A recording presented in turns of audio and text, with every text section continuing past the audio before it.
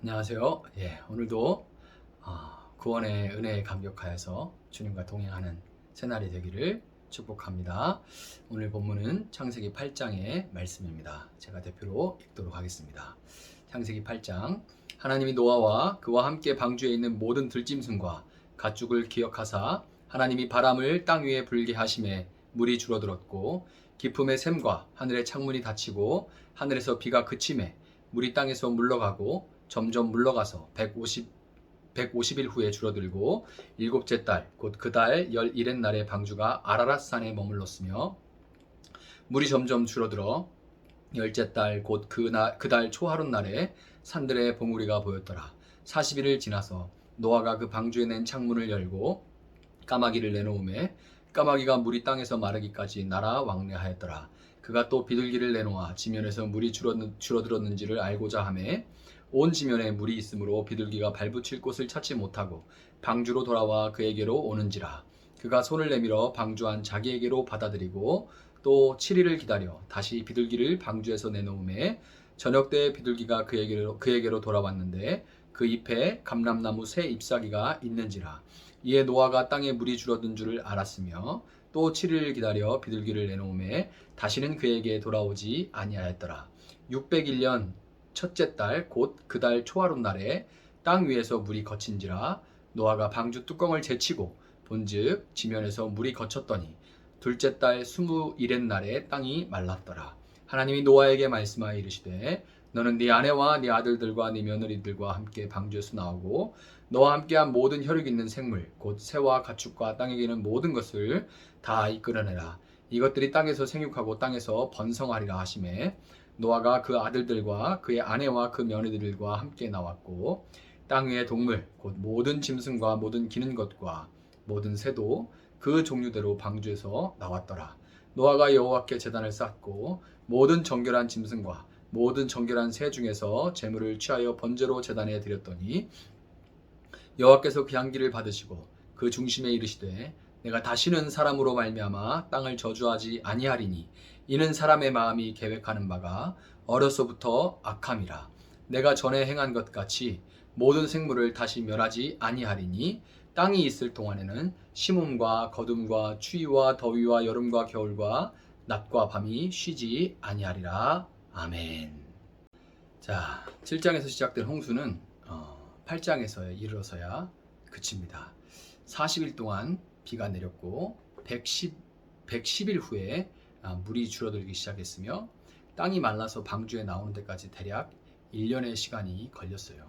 홍수가 진행되는 상황은 창조가 진행됐던 것처럼 그 시간의 순서대로 이렇게 기록되었고 창조 때 지음받은 피조물들은 홍수 심판에 의해서 철저하게 파괴됐습니다. 이것은 홍수의 목적이 악한 세상에 대한 심판일 뿐만 아니라 선택된 남은 자들을 보존하고 세상을 정화하기 위한 이것 바로 재창조였다는 것을 우리에게 보여주는 거예요. 홍수는 단지 심판일 뿐만 아니라 재창조의 역할을 했던 겁니다. 본문 17절 너와 함께한 모든 혈육 있는 생물 곧 새와 가축과 땅에 기는 모든 것을 다 이끌어내라. 이것들이 땅에서 생육하고 땅에서 번성하리라. 이 말씀은 하나님의 이와 같은 목적을 잘 보여주는데요. 하나님은 방주를 통해서 구원받은 온 피조물들이 다시금 이 재창조된 세상에서 번성하기를 원하셨던 겁니다. 자, 1절은 하나님이 노아와 그와 함께 방주에 있는 모든 들짐승들과 가축을 기억하셨다. 이런 말로 이제 시작되죠. 기억하다로 번역된 이 자카르는 하나님이 이전에 노아와 하셨던 약속을 기억하셔서 그 약속에 근거해서 행동하신다는 것을 보여줍니다. 하나님은 약속에 성실하신 분이고 비록 진노 중에라도 긍휼하심을 잊지 않으시는 분이죠. 기분 내키는 대로 복과 저주를 남발하는 변덕스러운 이방 신들과 다르게 하나님이 약속하시고 그 약속을 지키시는 믿음직스러운 분이라는 사실은 그분이 시작하신 구원의 역사는 인간의 악함과 인간의 불성실함에도 불구하고 반드시 이루어질 것이라는 것을 말해주는 거예요. 21절에서 하나님은 사람의 마음이 그 계획하는 바가 어려서부터 악하다 이렇게 말씀하시는데요. 이 말씀은 사람의 죄악은 살아가면서 역사 속에서 점차적으로 증가하는 것이 아니라 자연적이고 원래 날 때부터 가지고 나는 그런 생득적인 것이란 그런 상태, 죄악의 상태라는 것을 의미하는 거예요. 이런 상태는 비록 홍수를 통해 심판을 하셨음에도 불구하고 심판 그 자체로는 사람의 인간성의 변화를 가져올 수 없으며 또한 하나님과의 관계를 회복할 수 없다는 것을 하나님이 이미 알고 계셨다는 것을 말해주는 거예요. 하나님은 심판으로 사람이 돌이킬 수 없다는 것을 알고 계셨던 거예요. 20절에서 노아는 여호와 하나님 앞에 제단을 쌓고 제사를 드리는데요. 제물은 하나님께서 노아에게 미리 말씀하셔서 더 많은 숫자를 승선하게 하셨던 모든 정결한 짐승과 모든 정결한 새였습니다. 여기서 우리는 하나님은 이미 심판이 아니라 제물을 통해서만 그 제물의 희생을 통해서만 그 마음을 돌이키셔서 용서하시고 다시금 인간과의 관계를 회복하시기로 작정하셨다는 것을 알 수가 있는 겁니다. 22절에 기록된 하나님의 약속, 이 약속을 우리는 지속의 약속이라고, 지속의 언약이라고 그렇게 부르는데요. 지속의 언약.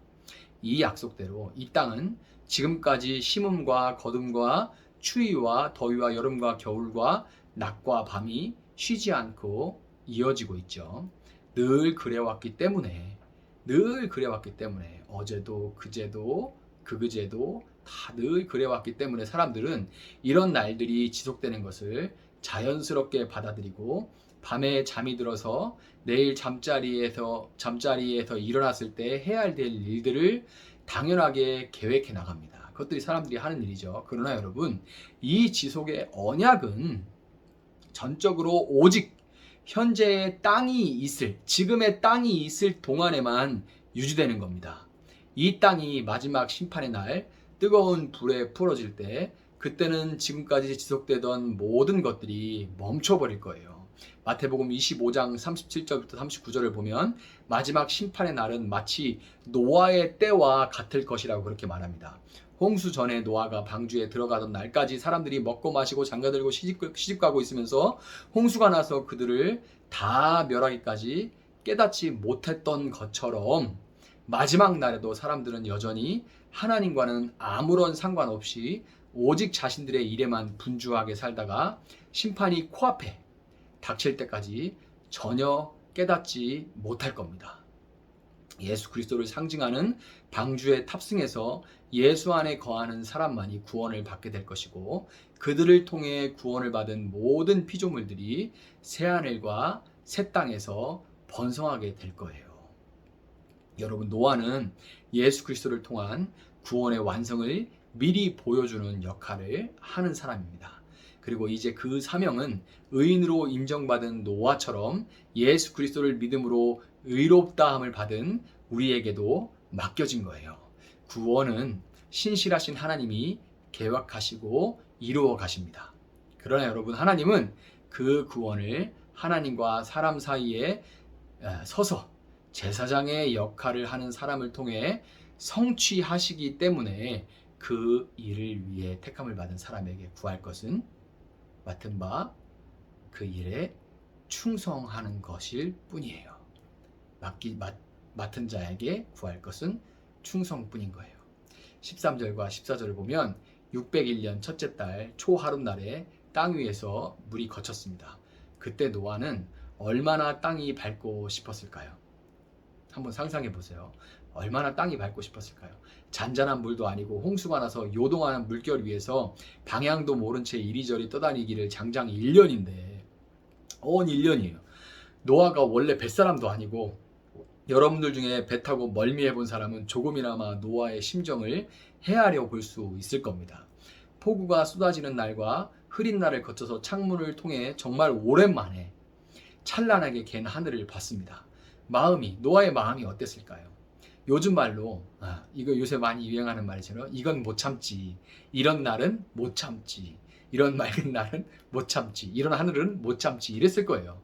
그렇지만 노아는 방주에 실린 모든 생물들의 생명과 안전을 책임지는 제사장의 역할을 온전히 감당하기 위해서 거의 2달간, 그 상태를 봤는데도 거의 2달간 하나님의 뜻이 있을 때까지 잠잠히 기다렸습니다.